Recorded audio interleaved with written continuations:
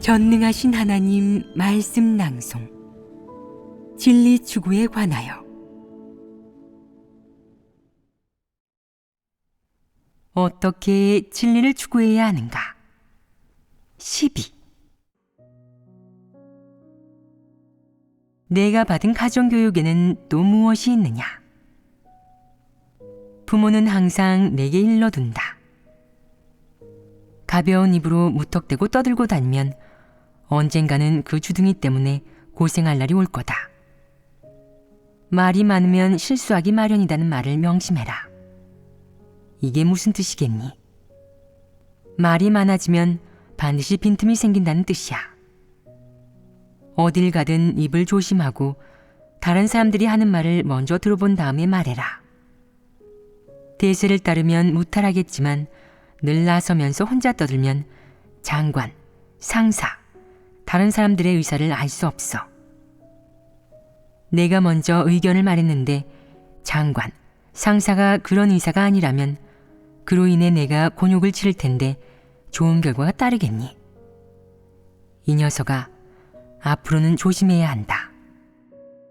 말이 많으면 실수하기 마련이니 말 조심해야 한다는 것을 명심해라. 입은 먹고 숨 쉴 때나 쓰고 상사나 남들에게 아부할 때 써야지 속 얘기할 때 쓰는 것이 아니란다.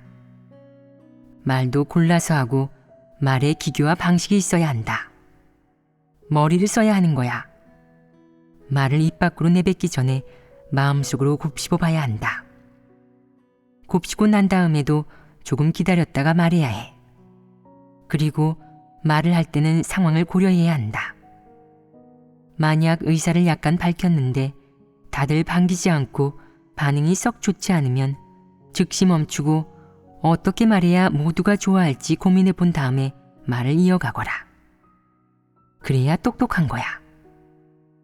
그렇게 하면 너는 화를 면할 것이고 다른 사람들도 너를 좋아할 거다. 사람들이 모두 너를 좋아한다면 내게 좋은 일 아니겠니? 앞으로 기회도 많아지지 않겠어? 너에 대한 가정교육은 내가 어떻게 해야 좋은 평판을 얻고 뛰어난 사람이 될 수 있는지, 어떻게 사람들 가운데서 입지를 굳힐 수 있을지에 대한 것뿐만 아니라 겉모습으로 어떻게 남을 속일 수 있는지를 알려주고 진심을 이야기하지 말고 마음속 얘기를 전부 쏟아내지 말라고 한다. 어떤 사람은 진심을 얘기했다가 손해를 좀 보고는 가정에서 들었던 이 말을 떠올리며 교훈으로 삼는다. 갈수록 말이 많으면 실수하기 마련이라는 말을 실행하려고 하고 그 말을 자신의 좌우명으로 삼는다.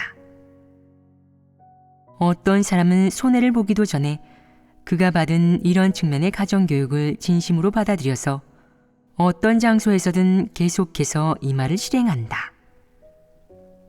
그가 이 말을 실행하면 할수록 아버지 어머니가 정말 내게 잘해주셨고 할아버지 할머니도 내게 잘해주셨어. 그들은 내게 항상 진심이셨던 거야. 내가 잘되기를 바라시면서 말이 많으면 실수하기 마련이라는 말을 내게 알려주셔서 다행이야. 알려주시지 않았다면 나는 이 가벼운 입 때문에 엄청 손해를 보고 곤욕을 치르고 또 많은 사람의 배관시와 비아냥, 조롱을 받았을지 몰라. 정말 유용하고 실용적인 말이야. 라고 생각한다. 그는 이 말을 실행하는 과정에서 실제적인 이득을 많이 보았다. 물론 하나님 앞으로 나아올 때에도 이 말이 가장 유용하고 실용적인 말이라고 생각한다. 형제자매가 개인의 내적 상태나 폐괴를 솔직하게 털어놓고 체험적 인식을 교제할 때 그도 교제하고 싶어 한다. 털어놓고 자기 마음속 생각이나 인식을 솔직하게 말해서 수년간 스스로 억눌렀던 마음을 잠시 이완시키거나 어느 정도 자유로워지고 싶은 것이다. 하지만 매번 아버지, 어머니가 늘 신신당부했던 말이 많으면 실수하기 마련이다. 함부로 말하면 안 된다. 나팔이 되지 말고 수신기가 되어라. 남의 말을 듣는 법을 배워라. 라는 이런 말들이 떠오를 때마다 마음속 가득한 하고 싶었던 말을 삼킨다. 모두가 말을 다 하고 나서도 그는 말을 하지 않고 속으로 생각한다. 좋았어. 이번에 말을 하지 않아서 다행이야. 말하고 나면 다들 나에 대해 어떻게 생각할지 알 수 없는 노릇이잖아. 어쩌면 손해일지도 모르니 말하지 않는 게 훨씬 낫지. 그러면 모두들 줄곧 내가 정직하고 간사하지 않다고, 선천적으로 과묵한 사람이라 별로 장깨 부리지 않고 그렇게 폐기되지도 않았다고 생각할지 몰라. 특히 하나님에 대해 별다른 관념이 없어서 순수하게 털어놓는 사람이라고 생각해 왔을지도 모르지. 나한테 이런 인상을 갖는 것도 나쁘지 않은데 굳이 말할 필요가 있겠어? 말이 많으면 실수하기 마련이라는 말은 여전히 내게 유효한 것 같으니 계속 이런 사람이 되어야지. 이 말을 지키는 것이 스스로 멋지고 얻는 것이 있다고 생각한다. 한 번, 두 번 얘기하지 않다가 어느 날 정말 답답해서 형제자매에게 털어놓고 싶은데 입에 자물쇠를 채운 듯 붕대를 감은 듯하여 한마디도 내뱉을 수 없다. 형제자매에게 말할 수 없다면 하나님에게 말해보고자 쿵 하고 하나님 앞에 무릎을 꿇고 말한다. 하나님, 드릴 말씀이 있습니다. 저는 아무개 속으로는 다 생각해 놓았는데 무슨 말을 해야 할지 모르고 표현도 못한다. 영락없이 벙어리가 되어버린 것 같다. 어떤 단어를 선택해야 할지, 문장을 어떻게 맞춰야 할지조차 모른다. 이렇게 오랫동안 답답하게 살았으니 스스로 억압을 느끼고 자신의 삶이 어둡고 옹졸하게 느껴진다. 하나님께 마음속 얘기를 시시콜콜 얘기하겠다고 마음먹었지만 말문이 막힌다. 어디서부터 어떻게 얘기해야 하는지도 모르는 것이다. 가련하지 않으냐? 어째서 하나님께 할 말이 없겠느냐? 그저 자기소개만 할 뿐이다. 하나님께 털어놓고 싶었던 속 얘기는 꺼내지도 못한 채 결국 한마디밖에 하지 못한다. 하나님, 제가 해야 할 말을 베풀어 주세요.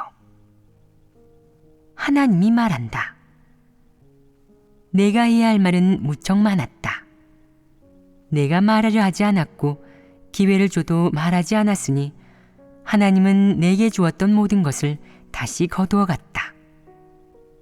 너는 받을 자격이 없으니 내게 주지 않을 것이다. 그때서야 너는 지난 몇 년간 많은 것을 잃어버렸다는 것을 깨닫는다.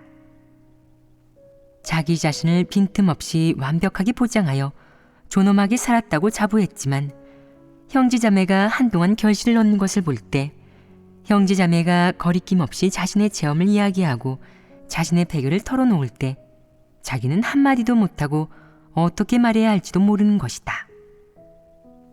이렇게 오랫동안 하나님을 믿었으니 자신을 인식한 것과 하나님 말씀에 대한 경험과 체험을 이야기하고 싶고, 하나님으로부터 깨우침과 빛비침을 얻고 얼마간 수확도 얻고 싶지만 아쉽게도 자기가 늘 지키던 말이 많으면 실수하기 마련이라는 말 때문에 또 그런 생각에 얽매이고 통제되어 오랫동안 이 말을 위해 살았기 때문에 하나님으로부터 그 어떤 깨우침이나 빛비춤도 얻지 못했다. 생명 진입에 있어서도 가진 것 없이 빈털털이다. 말이 많으면 실수하기 마련이라는 말과 생각을 제대로 실행하고 철저히 준수했지만 오랫동안 하나님을 믿었음에도 진리에 있어서는 아무런 수확도 없이 빈궁하고 눈이 먼 것이다. 하나님이 그에게 입을 주었는데 그에게는 진리를 교제할 수 있는 언어 능력이 없고 자신의 감상과 인식을 이야기할 능력도 없으며 더욱이 형제자매와 소통할 수 있는 능력도 없다. 더욱 가련한 것은 하나님과 대화할 능력마저 잃어버리고 없다는 것이다. 가련하지 않으냐? 가련하고도 슬픈 일이다. 너는 말하는 것을 싫어하지 않느냐? 말이 많으면 실수할까 봐 걱정하지 않느냐? 그렇다면 너는 영원히 말을 하지 마라. 너는 속으로 생각하는 것과 하나님이 내게 준 것을 포장하고 억누르고 봉인하여 밖으로 발산하지 못하게 했다. 그저 내 체면이 깎일까, 위협을 받을까, 남들에게 간파당할까 염려하고 더 이상 남들의 눈에 완벽하고 정직하며 좋은 사람으로 보이지 않을까 걱정하여 스스로를 포장하고 진실된 생각을 말하지 않았다. 결국 어찌 되었느냐? 너는 철저하게 벙어리가 된 것이다. 누가 너를 해친 것이냐? 근본적으로는 가정교육으로 인한 것이다. 하지만 너 자신에게서 보면 내가 사탄의 철학에 따라 사는 것을 좋아했기 때문에 너는 가정교육이 옳다고 믿으면서 너에 대한 하나님의 요구가 긍정적인 것임은 믿지 않았다. 너는 너에 대한 가정교육을 긍정적인 것으로 여기면서 하나님의 말씀과 요구, 너에 대한 하나님의 공급과 도움, 가르침은 경계해야 할 대상이자 부정적인 사물로 간주했다. 그러니 하나님이 처음에 내게 얼마를 베풀어 주었든 여태껏 내가 경계하고 거부한 결과는 하나님이 내게 주지 않고 모든 것을 거두어 간 것이다. 넌 가질 자격이 없기 때문이다. 그러므로 내가 아직 이런 지경까지 이르지 않았을 때 너는 이런 측면으로 가정이 주입한 것을 내려놓고 말이 많으면 실수하기 마련이다는 잘못된 생각을 받아들이지 말아야 한다. 이 말은 너를 더욱 폐쇄적이고 음흉하며 위선적으로 만든다. 그것은 사람에게 솔직한 사람이 되고 마음을 터놓으라고 한 하나님 말씀에 정확하게 위배되고 배치된다. 너는 하나님을 믿는 사람, 하나님을 따르는 사람으로서 마땅히 진리를 추구해야 하고 마땅히 진리를 추구할 때 너에 대한 이른바 올바른 가정교육을 마땅히 내려놓고 선택하지 말아야 한다. 가정이 내게 어떤 교육을 했든 그것이 내게 얼마나 좋고 유리하든 또 너를 얼마나 든든하게 보호해주든 그것은 사람에게서 비롯된 것이고 사탄에게서 비롯된 것이니 내려놓아야 한다. 반면 하나님 말씀과 사람에 대한 하나님의 요구, 설령 그것이 내가 받은 가정교육과 상충하고 나아가 내 이익을 침해하고 내 권리를 박탈하며 심지어 내가 생각하기에 너를 보호해 주는 것이 아니라 고의적으로 내 추한 모습을 드러내고 내가 창피를 당하게 하는 것일지라도 너는 그것을 긍정적인 사물로 여겨야 한다. 그것은 하나님에게서 비롯된 것이고 진리이기 때문에 받아들여야 하는 것이다. 내가 가정교육으로 받은 것이 사람의 생각, 처신에 해당되거나 사람의 생존관과 걸어가는 길에 해당되는 것이라면 너는 그것을 고수하지 말고 내려놓아야 한다. 그 대신 하나님으로부터 비롯된 상응한 진리를 받아들여 그것을 대체하고 아울러 그 속의 문제와 본질을 끊임없이 분별하고 분명하게 알아야 한다.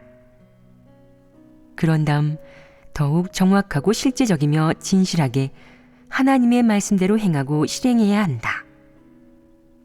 하나님으로부터 비롯된 생각을 받아들이고 사람이나 일을 바라보는 관점과 실행 원칙을 받아들이는 것은 피조물의 마땅한 책임이자 피조물로서 지니고 행해야 할 생각과 관점이다.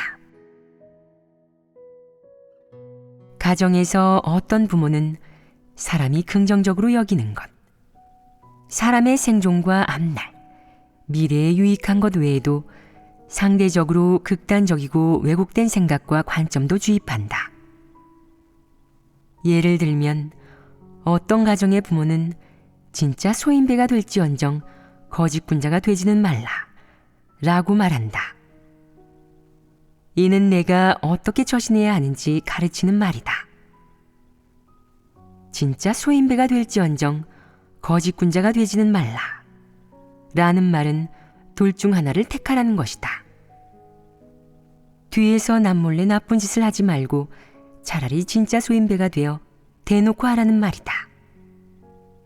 그러면 설령 내가 한 일을 남들이 썩 좋게 보지는 않더라도 내게 탐복하고 너를 괜찮다고 생각할 것이란 말이다.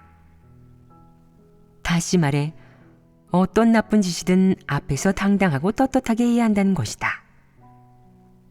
어떤 가정은 자녀를 이렇게 가르치고 교육한다. 그들은 사회에서 생각과 행동이 비열하고 야비한 사람들을 경멸하지 않을 뿐더러 오히려 자녀를 이렇게 교육한다. 이런 사람들을 무시하지 말거라.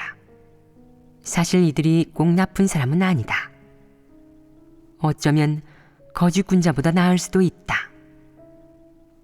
한편으로는 내가 어떤 사람이 되어야 하는지 알려주면서 다른 한편으로는 사람을 어떻게 분별해야 하는지, 어떤 사람을 긍정적으로 보고 어떤 사람을 부정적으로 봐야 하는지 알려주고 긍정적인 사물과 부정적인 사물을 분별하는 법, 처신하는 법을 가르치면서 너를 교육하고 가르치는 것이다. 그렇다면 이런 가르침은 은연중 사람에게 어떤 영향을 미치겠느냐? 선악을 분별하지 못하게 합니다. 그렇다. 선악과 옳고 그름을 구분할 수 없게 만든다. 그럼 우선 인간이 이른바 소인배와 거짓군자를 어떻게 보는지 살펴보도록 하자. 먼저 인간은 진짜 소인배가 꼭 나쁜 사람은 아니며 진정한 거짓군자야말로 나쁜 사람이라고 생각한다. 뒤에선 나쁜 짓을 하면서 겉으로는 착한 척하는 사람을 거짓군자라고 하는데 그는 앞에서는 인의와 도덕을 외치면서 뒤에서는 나쁜 짓을 일삼는다. 온갖 나쁜 짓은 다 하고 다니면서 온갖 미사여구를 입에 달고 다니니 이런 사람이 혐오의 대상인 것이다. 반면 진짜 소인배는 앞에서나 뒤에서나 한결같이 나쁜데도 혐오의 대상이 아닌 오히려 사람이 본받아야 할 모범이자 장려의 대상이 된다. 이런 견해와 관점은 한 가지 개념을 헷갈리게 만든다. 도대체 어떤 사람이 좋은 사람이고 나쁜 사람인지 개념이 모호하여 분명히 알 수 없는 것이다. 이런 가정교육을 받으면 어떤 사람은 이렇게도 생각한다. 내가 진짜 소인배로 사는 건 정직하다는 말이야. 무슨 일이든 숨김없이 떳떳하게 하고 할 말 있으면 앞에서 하잖아. 내가 누굴 속이든 싫어하든 누구에게서 이득을 보려 하든 그 사람이 알게끔 앞에서 한다고. 이것이 무슨 논리이냐? 어떤 본성 본질이겠느냐? 악인이 나쁜 짓을 하고 악행을 하는 것에 이론적 근거를 찾으려 하는 논리인 것이다. 생각해 보세요. 제가 잘한 건 아니지만 그래도 거짓군자보다는 낫잖아요. 앞에서 대놓고 해서 모두가 알고 있어요. 이런 걸 정직하다고 하는 거예요. 라면서 소인배가 오히려 정직한 사람이 된다. 이런 생각이 사람의 마음속에 생기면 자기도 모르게 진정한 정직과 진정한 사악이라는 두 개념이 모호해져 무엇이 정직인지 알지 못하게 된다. 그럼 사람은 남에게 상처 주는 말이든 아니든 맞는 말이든 아니든 사리에 맞든 그렇지 않든 원칙에 맞는 말이든 아니든 진리에 부합하든 그렇지 않든 거리낌 없이 말하고 뒷일은 생각지도 않으며 솔직한 성품, 직설적이고 호방한 사람이기만 하면 그리고 음흉한 목적을 가지고 있지만 않으면 되겠구나 라고 생각하게 된다. 이는 시비가 전도된 것이 아니겠느냐.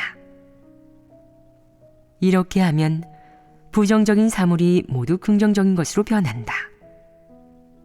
그래서 일부 사람들은 이를 근거로 이런 말에 따라 보란듯이 처신하며 어쨌든 내가 당신에게서 이득을 보거나 남몰래 계략을 꾸민 게 아니고 당당하고 떳떳하게 한 일이니 당신 맘대로 생각해. 나는 이렇게 정직하거든. 옛말에 몸이 반듯하면 그림자가 기울어도 걱정하지 않는다고 했어. 좋을 대로 생각해. 라고 생각한다. 이는 사탄의 논리가 아니냐. 강도의 논리가 아니냐.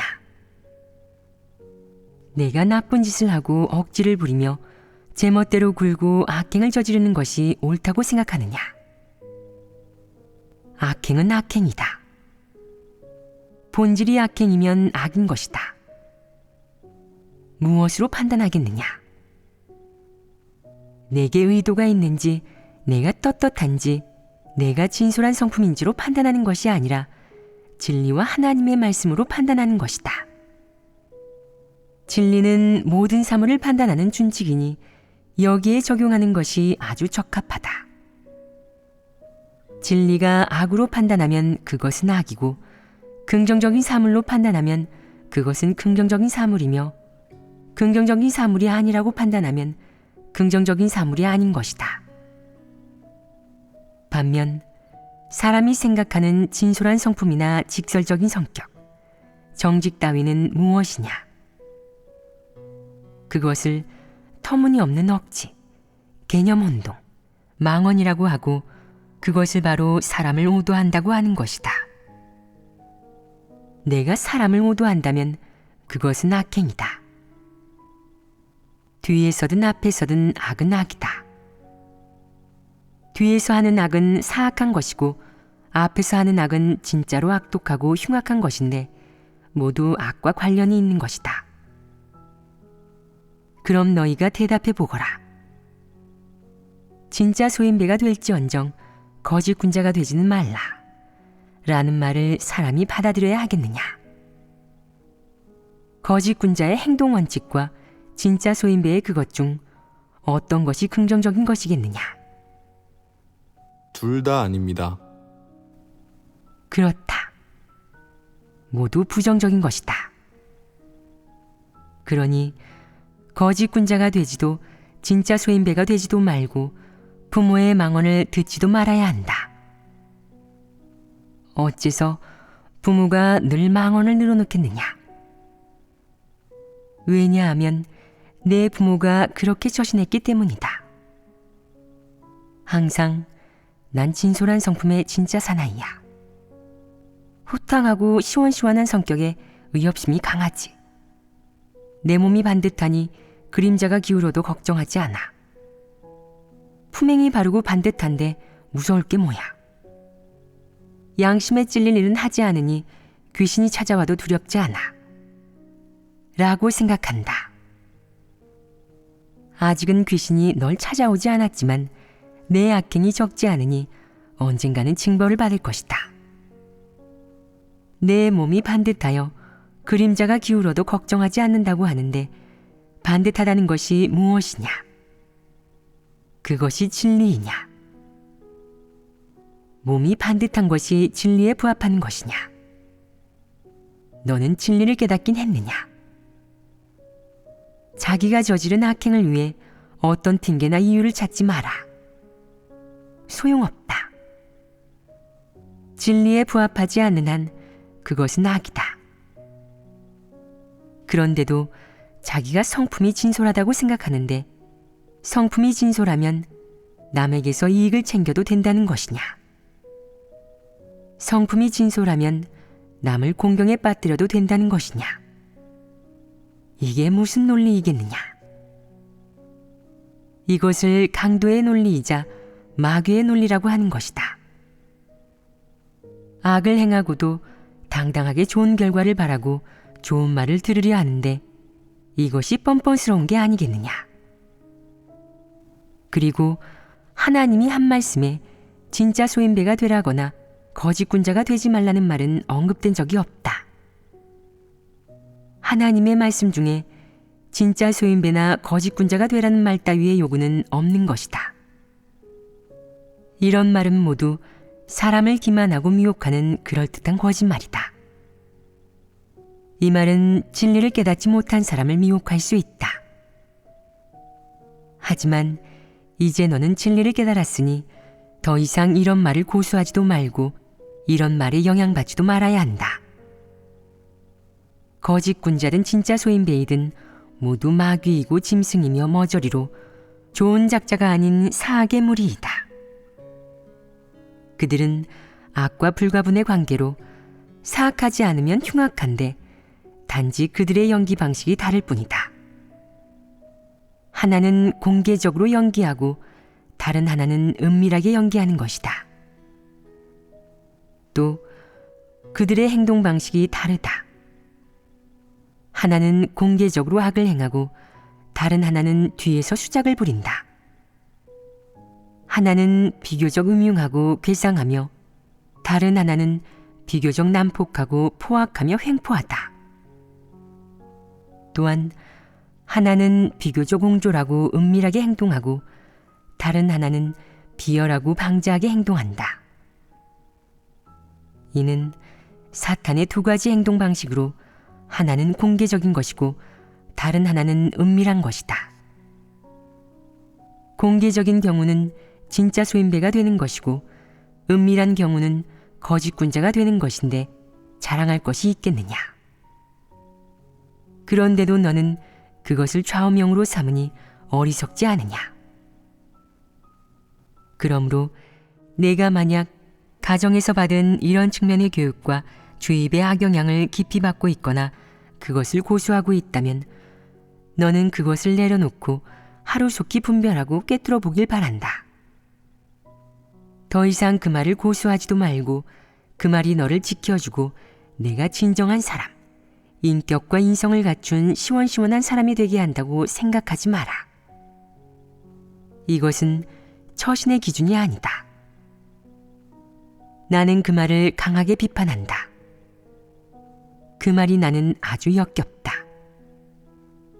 거짓군자뿐만 아니라 진짜 소인배도 역겹다. 이 두 부류의 사람 모두 역겨움의 대상이다. 그렇기 때문에 내가 만약 거짓군자가 된다면 나는 너를 좋은 작자가 아닌 구제불능의 대상으로 볼 것이다. 내가 만약 진짜 소인배가 된다면 더 절망적이다. 너는 분명히 참도를 알고 있음에도 일부러 죄를 범했고 진리를 분명히 알고 있음에도 버젓이 진리를 위배하고 실행하지 않는다.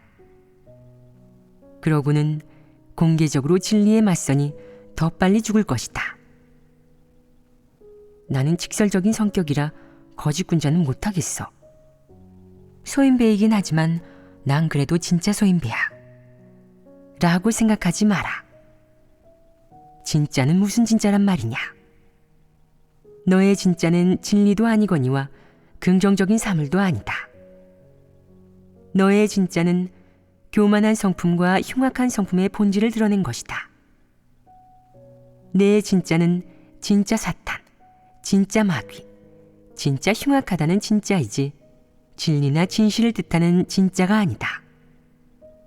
그러니 진짜 소인배가 될지언정 거짓군자가 되지는 말라 라는 가정에서 받은 교육도 내가 내려놓아야 하는 것이다. 그것은 하나님이 사람에게 가르쳐준 처신의 원칙과 접점조차 없을 정도로 아무런 관련도 없기 때문에 너는 하루빨리 그것을 내려놓고 더 이상 고수하지 말아야 한다. 가정에서는 또 한 가지를 교육한다. 예를 들어 가족은 항상 내게 다음과 같이 가르친다. 사람들 가운데서 너무 출중해서는 안 되고 조금 자제할 필요가 있다.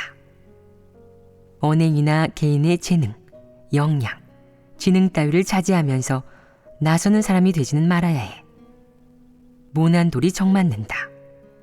뾰족한 석가래가 먼저 썩는다는 속담이 잘 말해주잖니. 자기를 지키면서 사람들 속에서 오랫동안 평온하게 지내고 싶으면 내가 모난 돌이 되지 말고 자제해야지 설치면 안 되는 거야. 피뢰침의 경우를 생각해 보거라. 번개가 치면 피뢰침이 먼저 맞는데 그 중에서도 가장 높은 침이 제일 먼저 맞기 마련이다. 태풍이 불면 높은 나무가 먼저 바람을 맞아 피해를 입고 날씨가 추우면 높은 산이 먼저 얼어붙어. 사람도 마찬가지야. 사람들 가운데 내가 늘 나서서 당의 눈에 띈다면 당이 너를 혼내줄 생각을 할 거다. 그러니 모난 돌이 되어 혼자 튀려고 하지 말고 돌더미 속에 머물러 있거라. 그러지 않으면 어떤 사회적 운동이 있을 경우 너 같은 모난도를 혼내주려 할 테니 말이다. 교회에서도 리더나 팀장이 되려 하지 마라.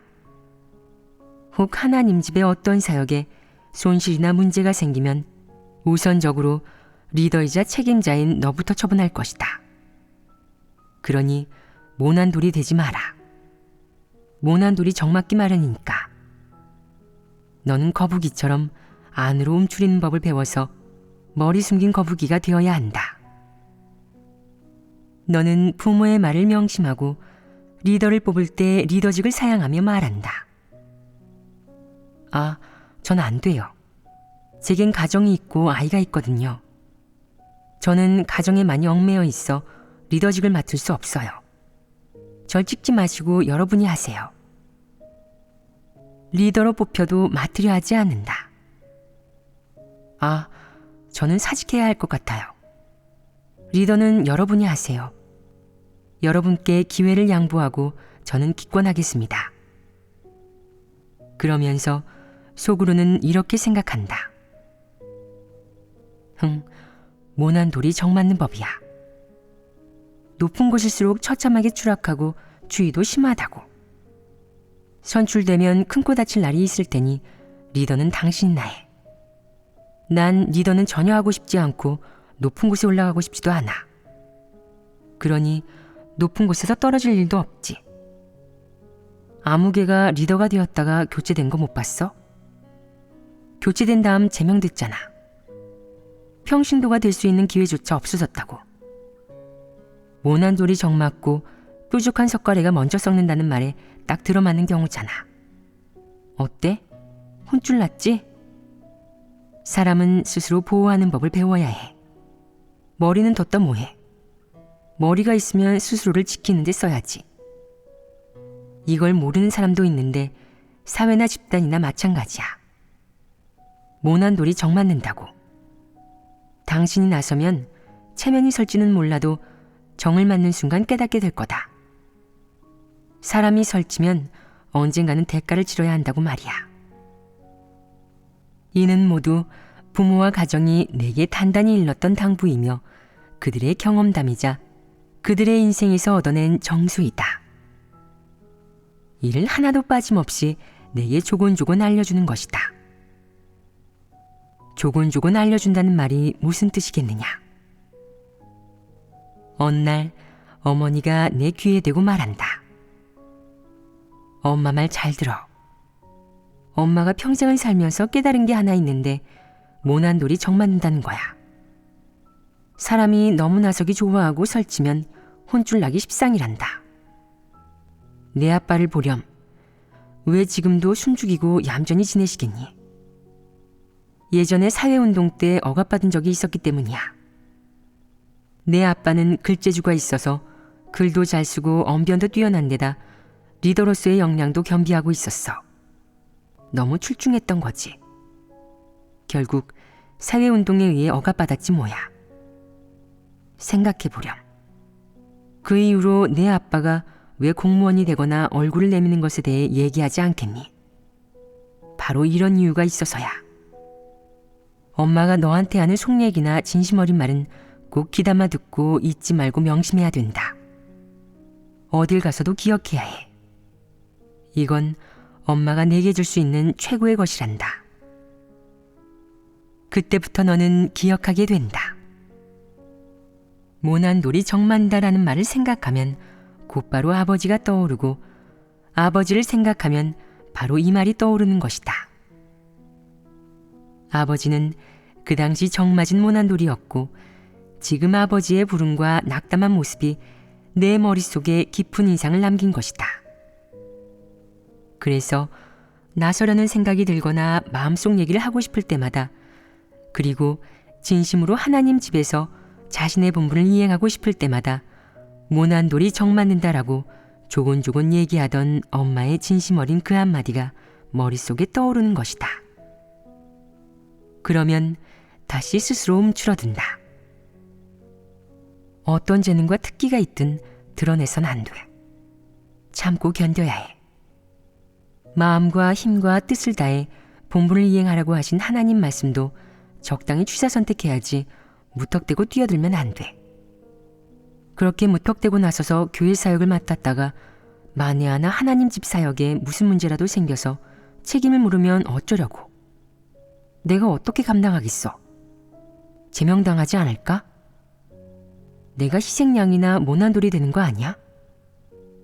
하나님 집이라고 이런 일이 일어나지 말라는 법은 없지. 그러니 무슨 일이든 살 길을 마련해 놔야 돼. 일단 나부터 지키는 법을 꼭 배워야 되는 거야.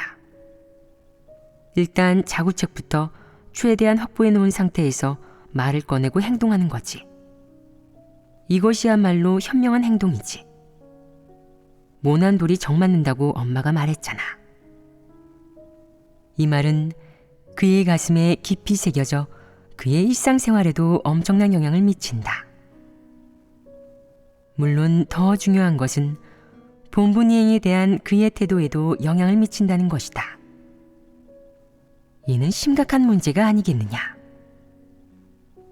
그 때문에 본분 이행에 진심으로 헌신하고자 할 때마다, 그리고 성심성의껏 자신의 온 힘을 다 쏟고 싶을 때마다 항상 모난 돌이 정 맞는다 라는 말에 발목 잡혀 결국 자기 살 길을 마련해 두고 여지를 남기게 된다.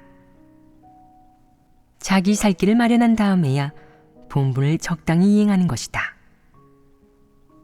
어떠냐? 이런 측면에서 받은 가정교육이 내가 드러나지 않고 처리되지 않도록 최대한 지켜주느냐? 내게 또 하나의 부적이 아니겠느냐? 지금까지 교제했는데 사람이 가정교육으로 받은 부적이 몇 개나 있었느냐? 7개입니다. 이렇게 많은 부적이 있어서 일반적인 요괴와 마귀가 감히 너를 침해하지 못하는 것이냐? 부적 하나하나는 내가 이토록 안전하고 편안하며 행복하게 이 세상을 살고 있다고 느끼게 만들고, 아울러 내게 가정이 얼마나 중요한지, 너에 대한 가정의 보호와 가정이 내게 준 부적이 얼마나 적절하고 중요한지 느끼게 해준다. 이 부적이 내게 실질적인 도움이 되고 너를 보호해 줄 때마다 너는 가정의 중요성을 더욱 실감하고, 나아가 가정은 영원히 의지할 만한 대상이라고 생각하게 된다. 어려움이 생겨 방황하거나 막막해질 때마다 너는 마음을 가라앉히고 생각해 볼 것이다. 엄마가 뭐랬지? 아빠는 뭘 하셨지? 어른들이 내게 어떤 능력을 가르쳐 주셨고 어떤 좌우명을 알려주셨지? 너는 곧 너도 모르게 무의식적으로 가정에서 주입받은 여러 가지 생각과 환경으로 거슬러 올라가 너에 대한 그것들의 보호를 찾고 얻고자 한다. 이럴 때 가정은 내게 피난처이자 비빌 언덕이며 내 뒤에서 영원히 흔들리거나 변하지 않을 든든한 의지처이자 원동력이다. 너를 계속 살아가게 하고 더 이상 방황하지 않게 하는 정신적 지주인 것이다. 이때 너는 감회에 젖을 것이다. 내게 가정이 얼마나 중요한지 몰라. 가정은 내게 막대한 정신력이고 정신적 지주의 근원이지. 그리고 너는 늘 스스로 다행이라고 생각할 것이다. 엄마 아빠가 해준 말을 따라서 다행이야. 그러지 않았으면 지금 난 정말 곤란한 지경에 처해서 남들에게 무시당하고 괴롭힘을 당했을지도 몰라. 내게 비장의 무기랑 부적이 있어서 정말 다행이야. 그 덕분에 하나님 집이나 교회에서 또 본분을 이행하는 과정에서 난 그 누구에게도 무시당하지 않을 거고, 내가 교회에서 제명당하거나 처리당하는 공경에 놓일 일도 없을 거야.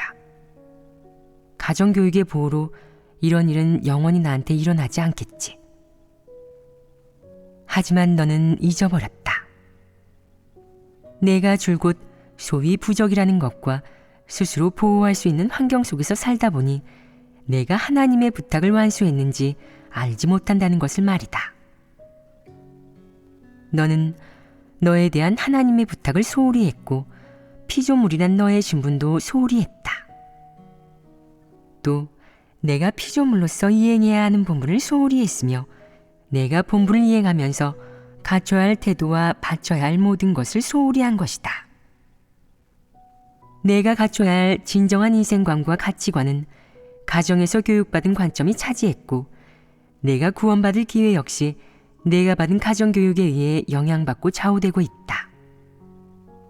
그러니 가정교육으로 받은 많은 것들을 내려놓는 것은 모든 사람에게 매우 중요한 일이다.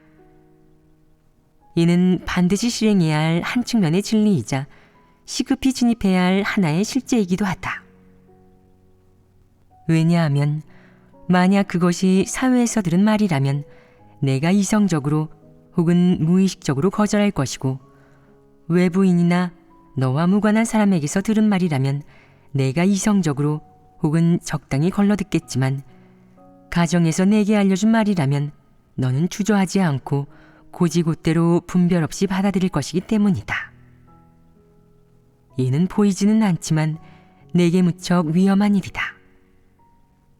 왜냐하면 너는 가정이 한 사람에게 영원히 무해하고 가정이 내게 하는 모든 것은 너를 위해서, 너를 지키고 너를 생각해서 하는 일이라고 여기기 때문이다. 사람이 생각하는 이 원칙을 바탕으로 사람은 가정이라는 유무형의 것으로 인해 쉽게 시달리고 영향을 받는다.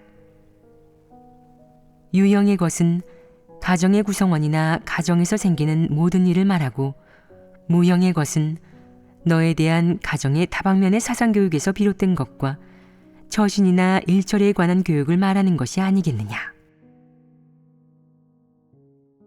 가정교육이라는 이 측면의 내용은 무척 많다.